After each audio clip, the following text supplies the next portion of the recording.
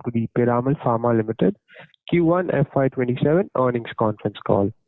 As a reminder, all participant lines will be in the listen-only mode, and there will be an opportunity for you to ask questions after the presentation concludes.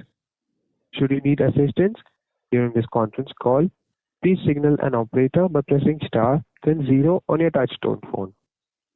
Please note this conference is being recorded. At this time, I would like to hand the conference over to Mr. Gagan, Head of Investor Relations and Enterprises Risk Management. Thank you, and over to you, sir. Thank you, Steve. Good morning, everyone. I welcome you all to our post-results earnings conference call to discuss our Q1 FY27 results. Our results material have been uploaded on our website, and you may like to download and refer them during our discussion. The discussion today may include some forward-looking statements, and these must be viewed in conjunction with the risks that our business faces.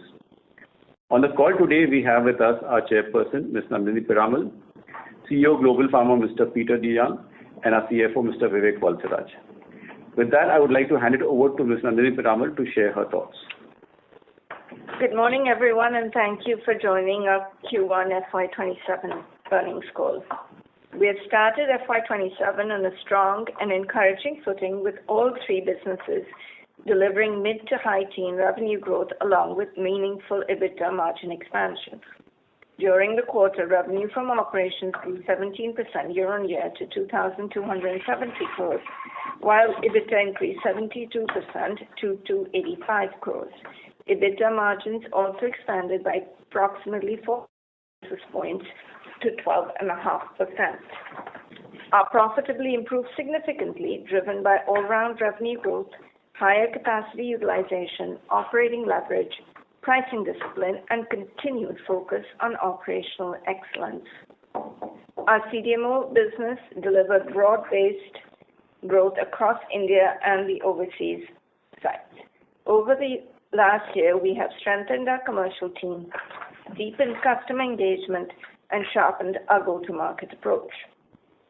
Combined with the continued signs of recovery in U.S. biopharma funding, these efforts contributed to healthy RFP activity and robust order inflow during the quarter. Our complex hospital generics business delivered a resilient performance while maintaining leadership positions across key therapies. We're seeing encouraging traction in ex-US inhalation anesthesia markets. Catalog supplies, which remain an important growth driver for FY27, are expected to start from Q2 FY27. Our consumer healthcare business delivered yet another quarter of strong mid-teen growth, led by continued momentum in power brands and e-commerce. Expansion and distribution, disciplined brand investments, premiumization, and cost optimization initiatives supported both growth and profitability during the quarter. Quality and compliance continue to remain a key differentiator for us.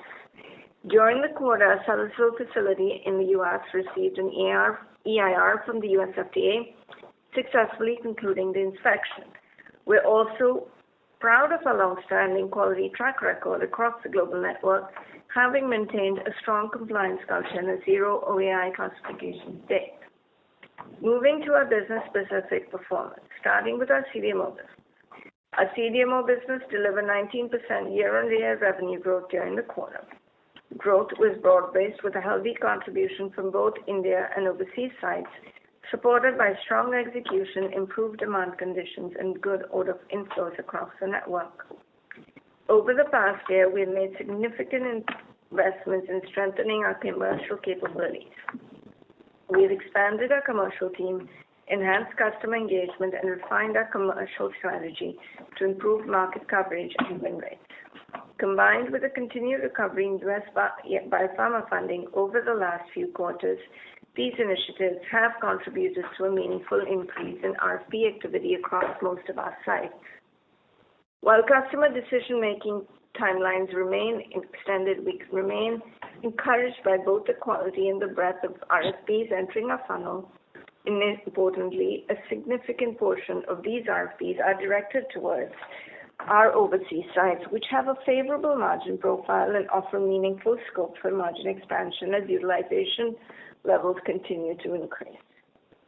Geopolitical and trade-related uncertainties are reinforcing the importance of supply chain resilience and diversification efforts across the pharmaceutical industry. Increasingly, customers are seeking reliable CDMO partners with differentiated capabilities, high-quality standards, and manufacturing footprints spanning multiple geographies. Our global network positions us well to capture these emerging opportunities. Operationally strong execution drove growth across most of our sites. High utilization levels, pricing discipline, and operational excellence initiatives supported profitability improvement despite ongoing inflationary pressures. We continue to strengthen our differentiated capabilities, particularly in the ADC space. During the quarter, we inaugurated a new commercial-scale payload linker development manufacturing site at our Riverview facility. Equipped with advanced containment, automation, and analytical capabilities, the facility enhances our ability to support customers from development through commercial manufacturing. The expansion of sterile injectable capacity at Lexington also remains on track. Together, the Riverview and Lexington investments form part of our $90 million expansion program and significantly strengthen our integrated ADC platform, spanning payload linker manufacturing and sterile cell finish capabilities. We continue to witness encouraging customer interest in these capabilities. During the quarter, we also announced a strategic collaboration with Ajinomoto Biopharma Services, combining the AgiCap site-specific conjugation technology with our ADC manufacturing expertise. This collaboration will provide customers with a more seamless pathway from early development to commercial manufacturing while simplifying technology transfer and scale-up. In addition, we announced a manufacturing and supply agreement with Botanix to support development and commercial supply of Sofdra. This arrangement highlights the strength of our integrated North American network and our ability to offer customer supply continuity, operational flexibility, and potential dual-site manufacturing. Overall, improving market conditions, strengthening commercial capabilities, differentiated offerings, and strong execution position the CDMO business well for continued growth and progressive profitability improvement. Moving on to our complex hospital generics business. Our complex hospital generics business delivered a resilient performance over the quarter, with revenue growing 17% year-on-year to 743 crores. We maintained our leadership position across key therapies, including sevoflurane, intrathecal baclofen, in the United States, while continuing to expand our presence in the ex-US market. In inhalation anesthesia, we retained our leadership position in the US sevoflurane market with a 48% market share, while witnessing encouraging traction across select ex-US markets. We expect these markets to become an increasingly important contributor to growth over time. In inhalation anesthesia, we retained our leadership in intrathecal therapy, we continue to maintain our leadership position in the baclofen market, reinforcing our strength and differentiated hospital products. Within injectable pain, we're making steady progress in addressing supply constraints and improving product availability. Enhanced supply should enable us to better capitalize on demand opportunities across key markets going forward. Kenalog supplies, which are an important growth driver for FY27, are expected to start from Q2 FY27. We also remain focused on building a differentiated specialty portfolio through a combination of 505(b)(2) products, complex generics, branded products, in-licensing opportunities, and co-development partnerships. These initiatives are aimed at not only broadening our product portfolio, but leveraging our customer relationship and worldwide supply network to support long-term growth. Overall, the business delivered strong growth while maintaining cost discipline amid supply-related challenges and input cost pressures. Moving to our consumer healthcare business. Our consumer healthcare business continued its strong momentum, delivering another quarter of mid-teen revenue growth. Growth was driven by the continued strength of our brands, rapid expansion in e-commerce, wider distribution reach, and disciplined investments behind our brands. Power brands grew 23% year-on-year and contributed 53% of consumer healthcare sales during the quarter, reflecting the success of our focused brand building efforts and consumer engagement initiatives. Our e-commerce business grew 40% year-on-year and contributed 28% of sales. E-commerce remains a key strategic growth channel, important source of long-term value creation. During the quarter, we launched iChoose, a new master brand that brings together women's intimate care portfolio under a unified identity. The platform addresses consumer needs across multiple life stages and represents another step in our strategy of building scale and differentiated brands.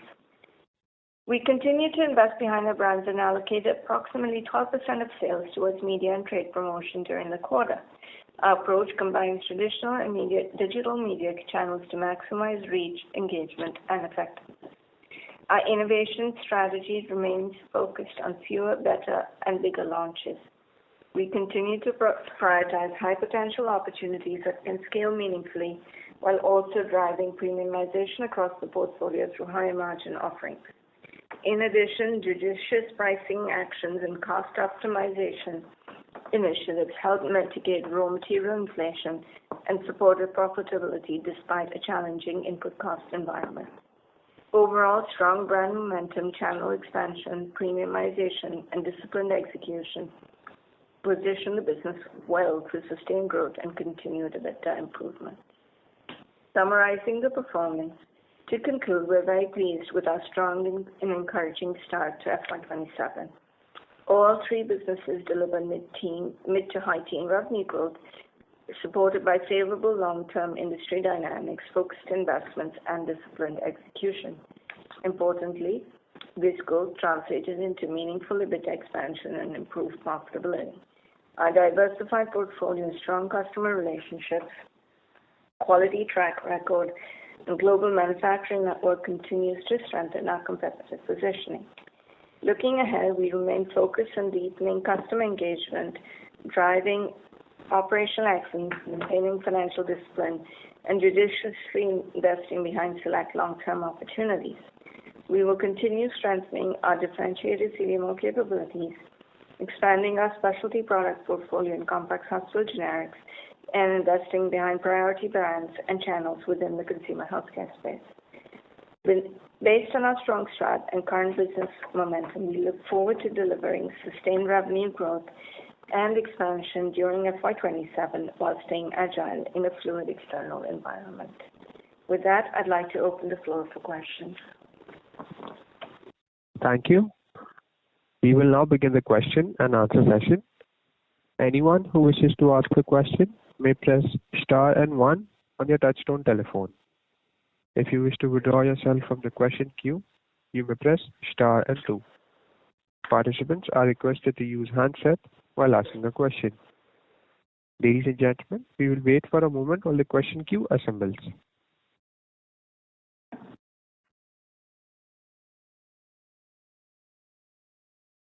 The first question comes from the line of Amay.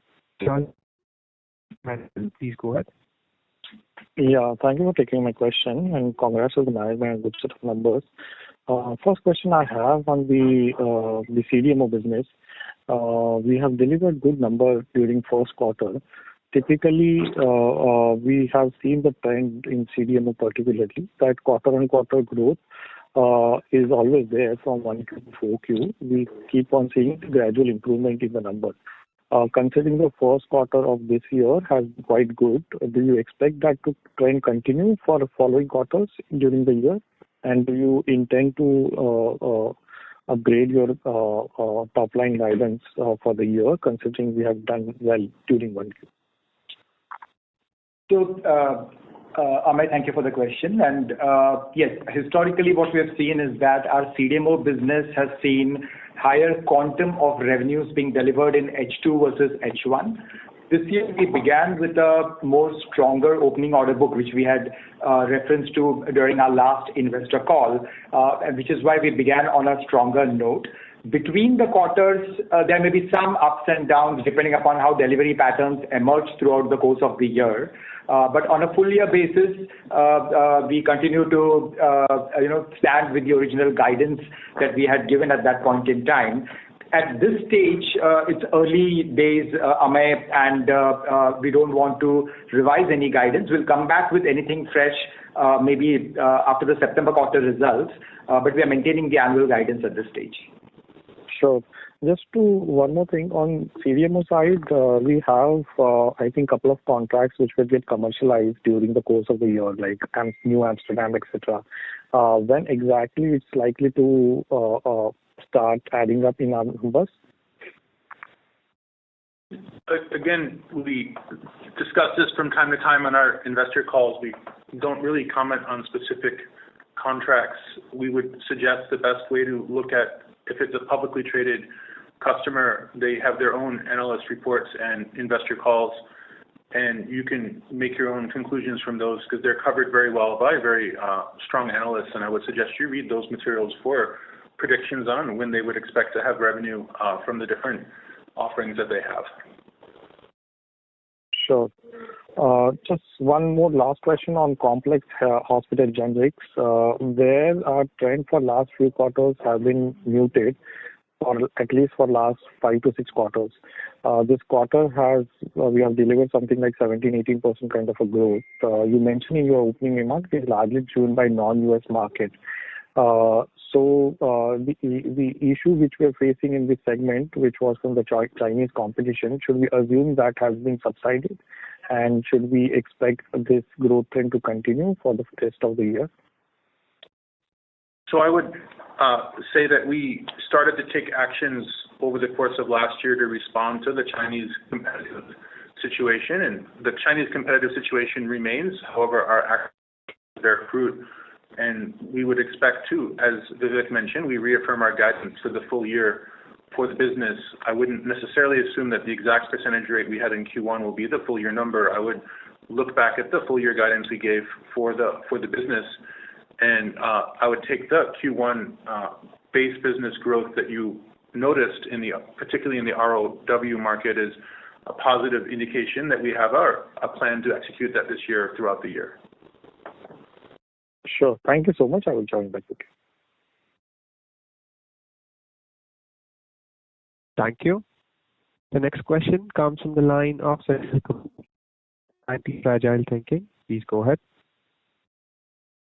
Yeah, thank you for the opportunity. Hi team, I've got a couple of questions.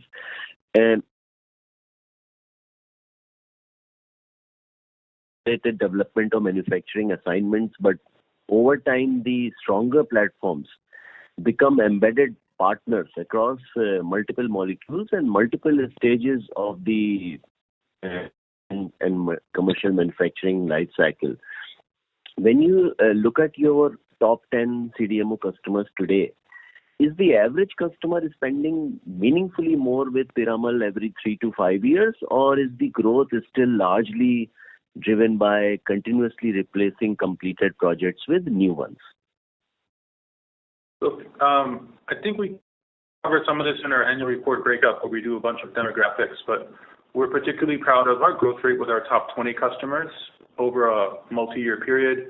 And also we break up and share in that the fact that many of our top 20 customers are working with us across multiple sites because they see value in our network.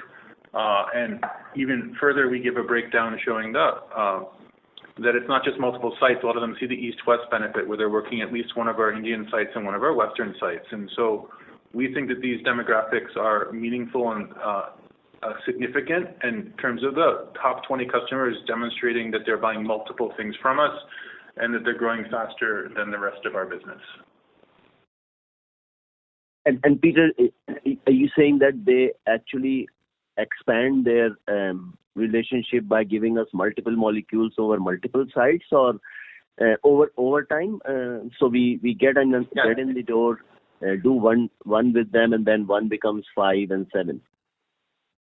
So I'd say that I was trying to draw the fact that we have absolute revenue growth higher for this segment, And the second point was that we have multiple offerings we give them, and very rarely would you get a whole bundle at once. You'll get that over time, and so we use the concept of land and expand. And so you often would begin with a single offering at a single site, or maybe a single integrated project. But yes, we have track record of growing and adding projects with our larger customers over time. It's a core part of our strategy where we're trying to, obviously we like to grow across the different segments, but we would like to make our larger customers become more larger.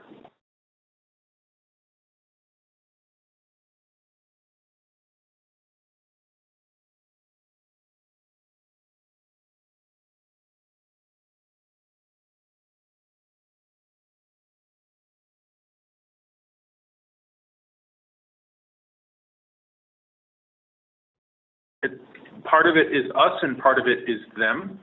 I'd start with what the part that is in our control is that we deliver on what we committed to and delight them. So we have a whole customer satisfaction program to ensure that we're delighting. We call it delivery to delight. And how do we ensure that we are delighting our customers and get to the point where they'd want to give us a referral or a reference? That's our measure of success, is the emotional in addition to the objective outcomes. And so that's under our control. And then what would be under the customer's control is that they need to have enough needs that are not being met or that we could meet that are in their portfolio. And so that would need to have enough things in their pipeline or their offering that would be needing services. And so we would see this strategy work best with the medium to larger size customers that have multiple pipeline offerings for whom we are delivering on our promises. That's helpful, Peter. Thank you so much. Thank you. Thank you. The next question comes from the line of Abdul Kader Putnawala with ICICI Securities. Please go ahead.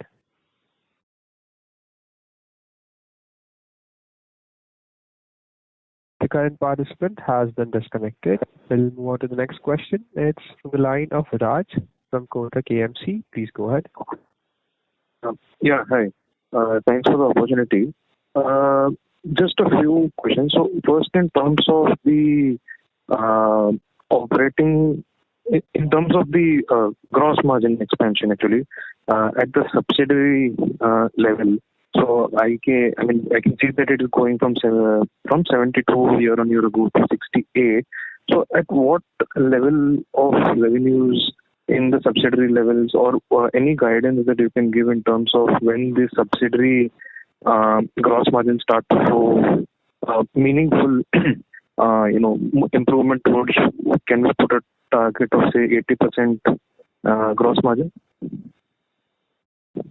Okay. So, Raj, firstly, if you look at gross margins for a quarter, they are not necessarily indicator of what the annual gross margins for the respective geographies would be.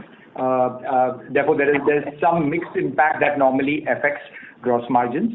Typically, on an average, our gross margins for our overseas facilities are in the range of north of 75, so anywhere between 75 to 85.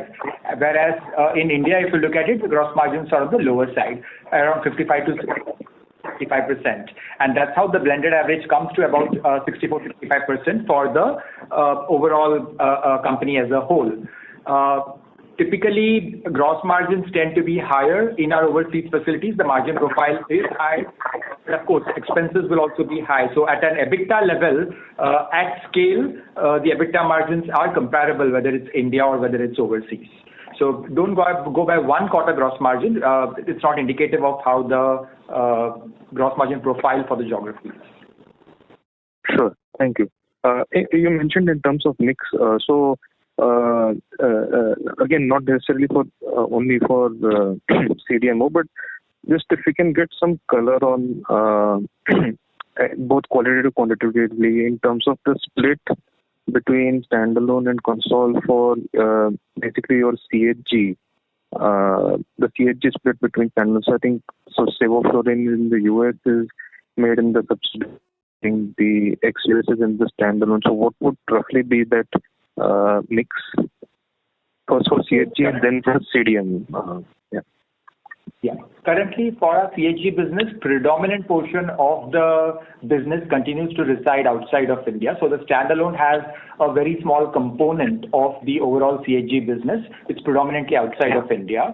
And as far as the CDMO is concerned, it is roughly 48% outside of India and the balance is India. Okay. And just one last bookkeeping question. So I think last quarter you mentioned about the FY26 ADC sales of 64 million. Any sense that we can get this quarter, Q1, either exit rate or exit rate for ADC this quarter? They're not providing this on a quarterly basis. You will see another update coming later during the fiscal year, Raj, not on a quarterly basis. Okay, sure. Thank you. Thank you. The next question comes from the line of Vinod Jain with WF Advisors. Please go ahead. Congratulations. The position continues to be adverse in this quarter two of taxation. How will it pan out in the coming 3 quarters? And secondly, is there any thinking on business reorganization to reduce the tax impact?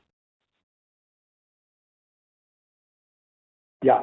So, Vinod, there are a couple of questions that you have asked, so let me take them one by one. The first is on the tax for the quarter. So there are 2 components to it. Firstly, the tax for the quarter, if you're comparing that versus the corresponding period last year, is on the higher side, and that's predominantly due to 2 factors. The first being higher incidence of profit in tax-paying jurisdictions, and therefore you have a higher absolute value of tax. And the second is last year we had created a deferred tax asset on the R&D tax credit that we get in our overseas facilities. This year, we actually had to take a disallowance for some of those R&D work, and we are going to file an appeal for that. But pending that, that impact is there. So you'll see a negative tax last year and a positive tax impact this year, creating that delta. But to answer your larger question, which is how are we thinking about in structure, let me just assure you that we don't pay tax higher than the tax rate applicable to the respective jurisdiction, which means tax in India is less than 25%, tax in the US is less than 21%. The overall effective tax rate appears higher because some of the overseas facilities currently are not to scale, which means their PBT is lower, which is why the tax outflow divided by the PBT looks on the higher side. As we have said that as our overseas operations scale up, EBITDA margins will improve and you will see a reduction in the tax. Our normalized tax rate should be in the range of 24 to 25% when we are at scale. Currently, it will look inflated because of this anomaly. So you can expect a sharp reduction in the coming quarters? So not a sharp reduction in the coming quarters. As we have guided, tax rate will remain elevated in this financial year. But as we scale up on revenues in the years ahead, you will see a reduction. Very well. Thank you. That's all from my side. Thank you. The next question comes from the line of Bharat Sheth with Quest Investment Managers Private Limited. Please go ahead. Hi, congratulations, Piramal team, and thanks for the opportunity. So I have a question for Peter. Peter, when we are referring our annual report, where we have stated that our differentiated offering within CDMO space has increased from, say, 32% to 40 to 47% in FY26. So how, with now several, again, CapEx that we are entering and which is likely to get over in 1 year time. So how do we see this differentiated offering really start contributing over the next 2-3 year time frame in CDMO and hence, I mean, improvement in the EBITDA within the CDMO business? I'll try and tackle that in 2 parts. The first is, if you look over the last few years, our contribution from differentiated offerings has been increasing, and we expect that and growing at a higher rate than our overall business, and we expect that trend to continue. That's because of, I guess, some obvious points, but we will restate it. First is they're differentiated and therefore more attractive to our customers. And second, we're putting more of our investments behind the differentiated offerings than the non-differentiated offerings. And so our overall capacity is aligning towards differentiated offerings, and customers want them because they're differentiated. So we would expect over the forecast period in our LRP, this percentage should go up. If you ask the question about our EBITDA margins improving, I think we've discussed in the multiple calls over the past, there's the single largest driver for our EBITDA margins to improve will be operating leverage and related to getting more of our facilities at the target scale. And we've demonstrated that when our revenues go up, that our operating leverage pulls through and we see the EBITDA margins expand. And we've also demonstrated that as we increase the scale of our overseas sites, that the EBITDA margins get more towards the target levels. And so that will be the single largest driver for our overall margin expansion. But a second important driver would be a combination of differentiated offerings and also our on-patent portfolio. And those would be a mix-related element that would be individually and together supporting the EBITDA margin expansion story on top of operating leverage. Okay, great. And second question on now with our NPS has improved to around 60% in CDMO, and which was a much lower in earlier years. So where do we target, and with that NPS continuously improving and improving our deliverability to the various customers? So how much new customer we have been able to, on board or within existing customer deepening, and that hence we expect some utilization of our international plant, and then hence improving EBITDA margin. So we have different approaches to trying to get the positive impression our customers have leading to new business. The first is we have the NPS, which is an indicator of customer delight. And just to remind the background, it can go from -100 to +100.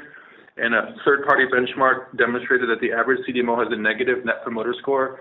So I think the fact that we're in the 60 range is very favorable. And so our targets are to maintain that as we grow and maybe modestly improve it.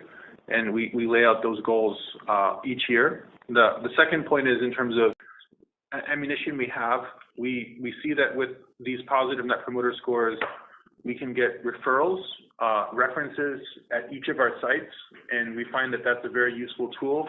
Often when you're down to let's say the last three choices in an RFP process, a customer will ask for referrals, and we look for the people who had given us a 9 or a 10, and they're very often the same ones that'd be willing to give a reference. And so we see this as very good ammunition when we want to go after new business. And we have added a number of new logos, first-time clients this quarter, and we see that as a positive sign of our collective commercial efforts, of which the delighted customer base is one of the inputs. Okay, great. And thanks for the one more question on and it's a very hearty to that we have announced a large ESOP for our customer employee who are a key pillar of the growth and education. So with this kind of ESOP, what kind of roughly we assume in our financial model a cost within a P&L? So if you're referring to the ESOP cost, it's normally based on the accounting guidance in terms of how the ESOPs get valued using a Black-Scholes model that considers the impact of the ESOP across the 3-year period over which the vesting happens, and accordingly, proportionate impact of that is taken in the P&L every year. Now, with this new ESOP, So nothing changes from that. This is just a process of continuation of the ESOP policy that already existed. So it's not like a new policy that's come in. We already had an ESOP policy in place. These are just with respect to the additional grants for the upcoming years. Okay. Thank you. And all the best. Thank you. Thank you. Thank you.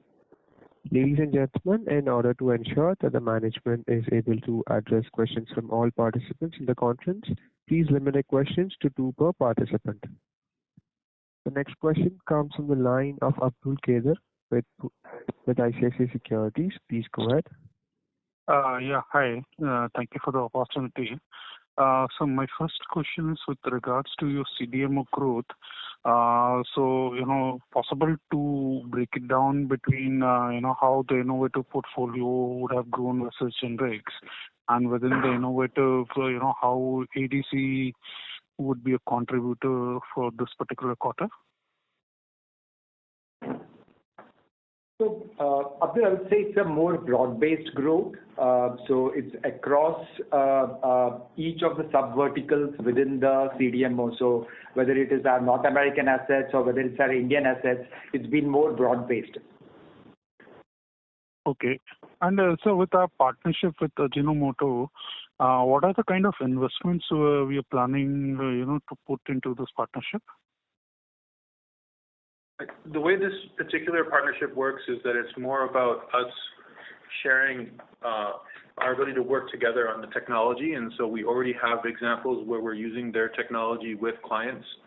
And so it's about signaling to the market, and particularly our customers or prospective customers on both our side and their side, that we know how to work with each other to progress their technology in our facilities. And so it's really actually already capitalizing on work we had done with their technology for our clients to demonstrate that we can do it, and that for them that they can use, their clients could use our facilities. And so it's a positive signal that we know what we're doing with each other and that we are compatible. Okay. And my next question is on the complex hospital generics business. So, that business has grown fantastically well in this quarter. And for the quarters ahead, I know we would have Canada contribution coming from Q2. But on an organic basis, do we see this kind of a revenue run rate flowing into the next few quarters as well? So we tried to address that, I think, in the first question in the queue, which was we reaffirm our original guidance for the year, and that does include both organic growth and catalog-related growth. However, I wouldn't necessarily assume the exact organic percentage that we had in Q1 would continue through the rest of the year. I would look back to the original growth we gave for the business overall. Understood, sir. Thank you, and all the best. Thank you. The next question comes from the line of Shyam Srinivasan with Goldman Sachs. Please go ahead. Yeah, good morning. Thank you for taking my question. Just going back to your opening remarks, you mentioned higher capacity utilization, and you also mentioned pricing discipline as some of the things that are driving growth. So if you could illustrate, say, how our utilization levels have either moved YOY in our key plants, or if there is an average number for the network as a whole, and from a pricing discipline perspective, so what have we affected that's leading to better realizations?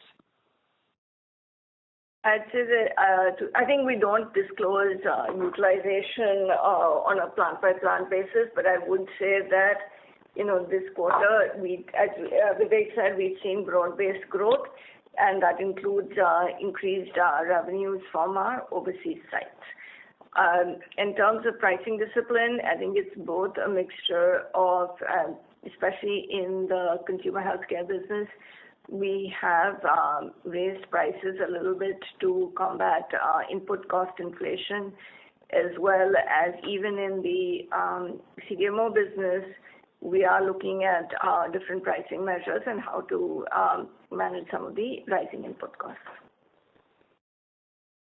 Helpful. Thank you. This is my second question on the CapEx update.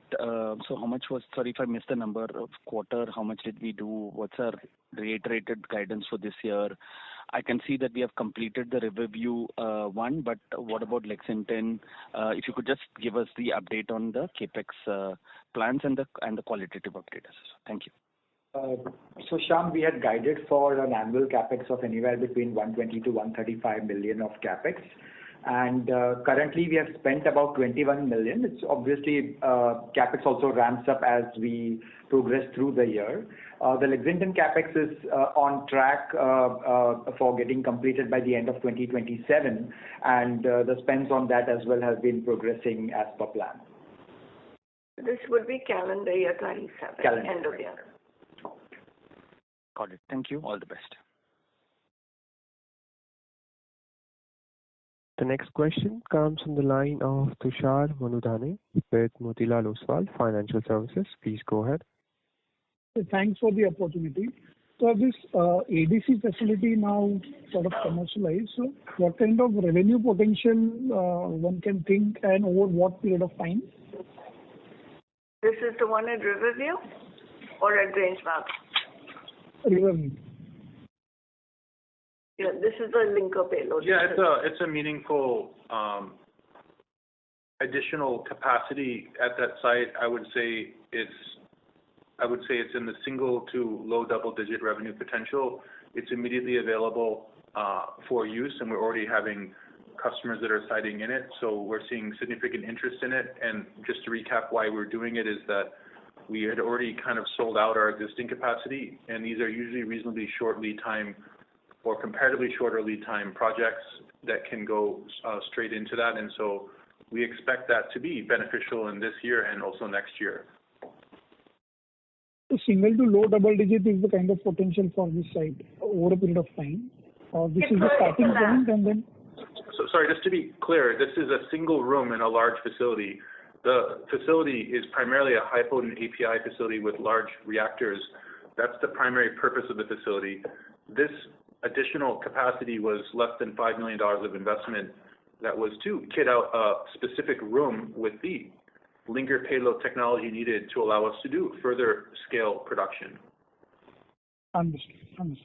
And so secondly, on employee expenses have increased sharply for the quarter. How to think about it for the full year on absolute basis as well as percentage of sales? Yeah, the correct measure of that would be to compare it versus the quarter one last year. Sequential quarter might create some distortions because normally there would be some reversal of provisions for the short-term and the long-term incentives. But if you look at from quarter one last year versus quarter one this year, you will notice that even after adjusting for Forex, the increase is in very low single digits. Got it. And so secondly, other income has sort of increased sharply for the quarter. If you could. So there are basically three components to our other income. One includes the amortization of government grant for the capital subsidies. The second is there could be some reversal of prior period expenses. And the third would be related to Forex. So these are the three components which are there.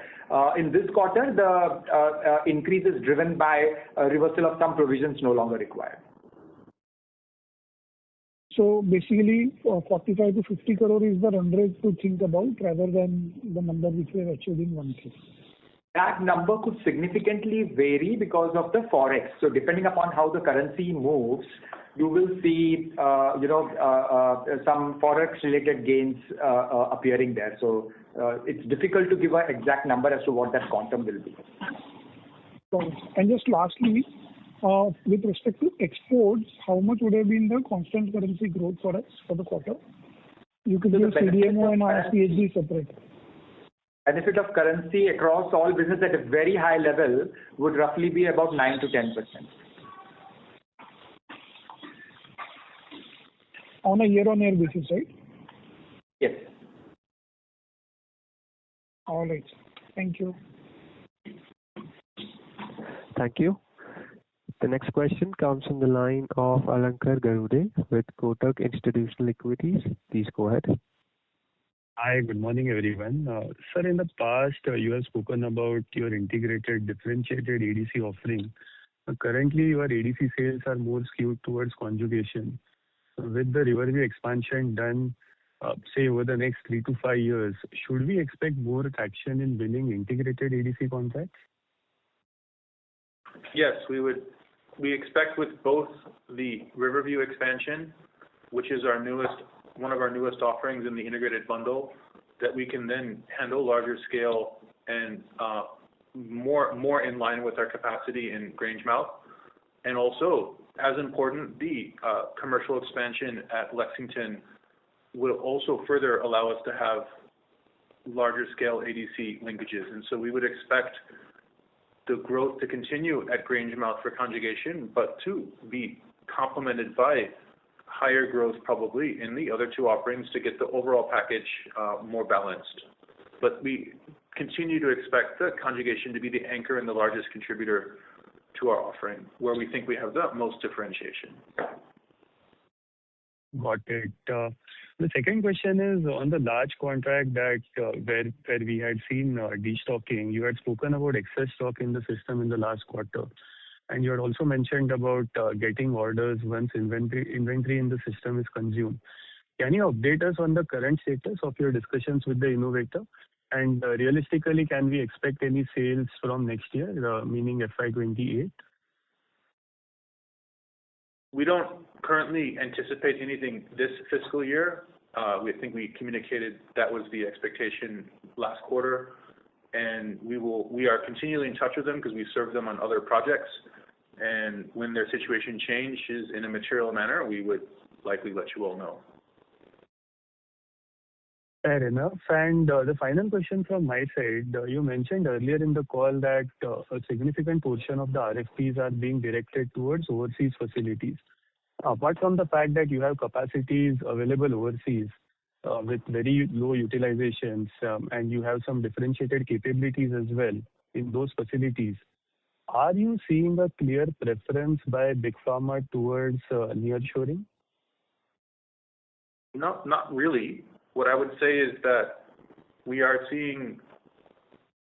I want to actually pick 4 reasons why we think that we're optimistic about demand. I'd say the first reason is that was covered is that our overall operational performance has improved. That's resulting in customers being delighted. We cover that with the Net Promoter Score. So that's showing up in us having more references and positive sentiment in the market for what we have to offer. The second one is that we've substantially increased the size of our BD team, so we have more feet on the street, talking with customers, drumming up proposals. And the third is that we have made further progress on our commercial transformation, which is how we go to market, in reorganizing our teams and approach to be aligned with customer types and how we communicate with them. And then the fourth one, I think, is external, which is more of our potential and current customers have money and need to spend it to progress the pipeline to meet their promises to their investors. That's generating a broad-based increase in RFP flow across our network that is not limited to the U.S. for nearshoring. That being said, we have a particular spike in interest in our nearshore offerings that is above and beyond that exciting. But I wanted to re-emphasize that all the prior points are affecting our network broadly, and we're seeing an increase in proposal inflow across nearly all of our sites. That's helpful. That's it from my side. Thank you. Thank you. The next question comes from the line of Karan Gupta with Actimel. Please go ahead. Yeah, hi. So my question on the CDMO side, how many active molecules pipeline we have? Last quarter you said 155 molecules and 225 is in the third phase, which is something commercial stage, right? So how many molecules now in the commercial stage, and what is the potential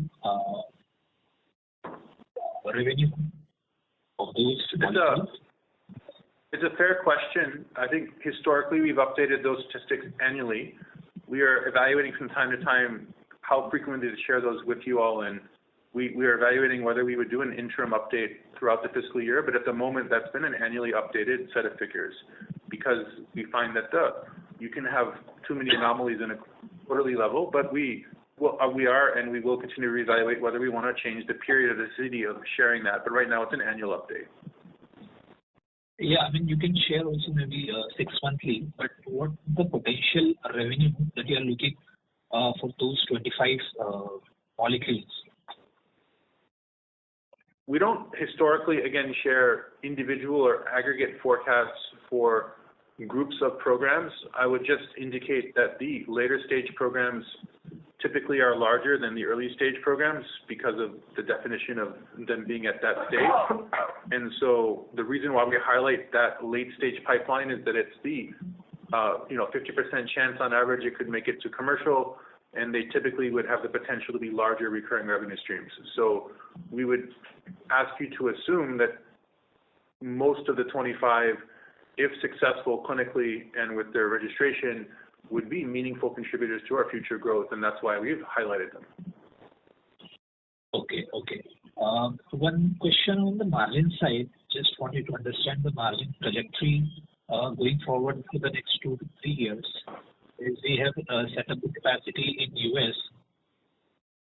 So now, how much the manufacturing capacity in percentage terms we have in India and in the US, and as the scale of the US capacity, considering the labor cost and all the costs associated with those facilities, going forward for the CDMO specifically, how the margins trajectory will change, and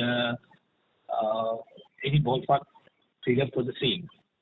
And for the same thing, you can also share details on CH, consumer healthcare, and PCH business.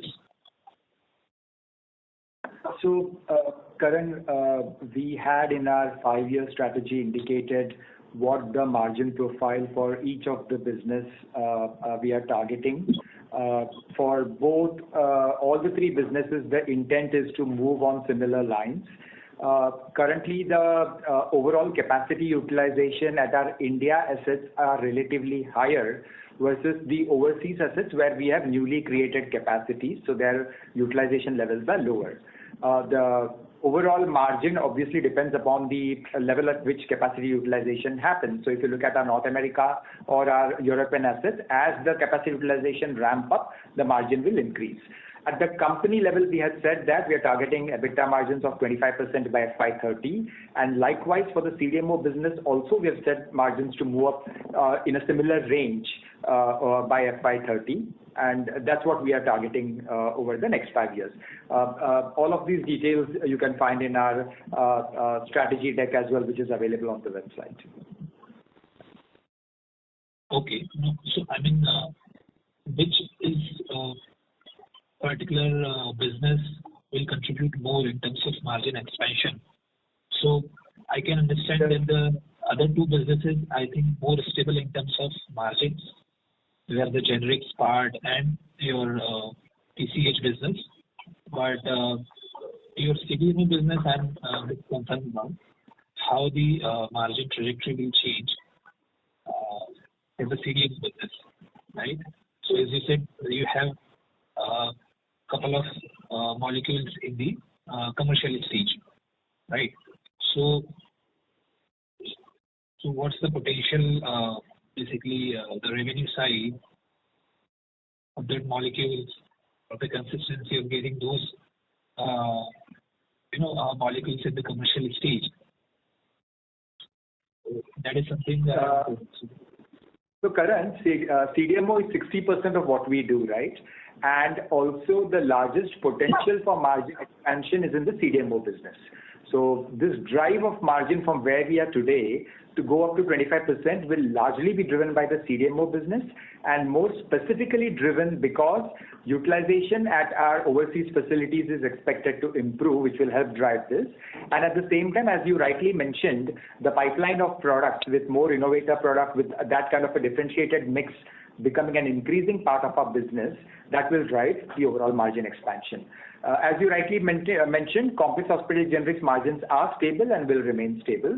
And for consumer products also, we are expecting margin expansion to happen over the next few years. Thank you, sir. Mr. Karan, I would request you to please come back in the queue for further questions. Thank you. The next question comes from the line of Parikshit Gupta with Fair Value Capital. Please go ahead. Thank you very much for the opportunity, and I joined the call a little late, so I'm sorry if I'm asking a repeat question. So first, on the CHG business, I wanted to check, you were moving into newer geographies, the rest of the world part of the landscape. Has there been any updates on that? So I think we shared in the opening remarks that much of the growth in this quarter over the prior year was our ex-US growth for our base business. And so we think that that's a positive signal that some of the actions we began to take at the back end of last year were showing some fruit. And so that is and will remain an important part of our growth this year in addition to Kenalog. And we expect this is a positive signal for the remainder of the year. So just a quick follow-up on this. So the contracts that you mentioned in 2 quarters ago that you were negotiating and entering geographies which had relatively less stringent regulations. So are these the same, the growth that has come, is this from the same contracts that you were mentioning then?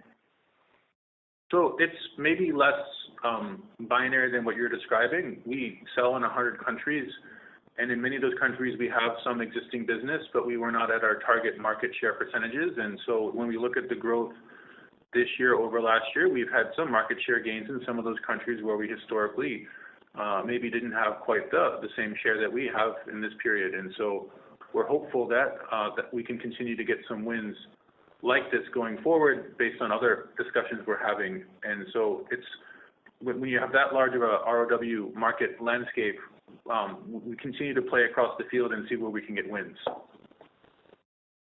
Okay, this is helpful. My second question, in terms of sevoflurane, I wanted to check for the US directed batches, is it completely manufactured from scratch in the US, or some part of it is pre-manufactured, say, for example, in the Digwal facility in India? I'm only asking this question because of the recent announcement of a potential 2-year 0% tariff on India and then maybe 100% on the generics portfolio. I know it's still in the works, but I just wanted to check any risks that we had over here. We think that we're reasonably well positioned with that particular product to meet the wide range of possible outcomes with the U.S. perspective on this. So at the moment, we are making the API and the drug product for sevoflurane in Bethlehem, Pennsylvania. We do have inputs that are provided to that from India, and for supply chain resilience, we could either send an input from Dahej straight to Bethlehem, or we could do some intermediate processing at Digwal and then send it on to Bethlehem. But in both cases, the API is made and the final stages are made in the U.S. Understood. On the tie-up with New Amsterdam for the cholesterol metabolism drug, is there any update on that, please? Yeah, that was asked by one of the other participants before you joined, and we repeated what we may have shared on prior calls, which is that we encourage you to look for publicly traded clients that we've announced or that they've chosen to say they're working with us. We encourage you to look at the analyst reports that are published on them, because those analysts would be very well informed as to the timing of each of those different companies, and that one being an example. Understood. On the CDMO business, you've mentioned that going forward, a product mix and better utilization strategy would help uplift margins. I just wanted to check, in terms of ADCs, what kind of percentage share are we at the present moment?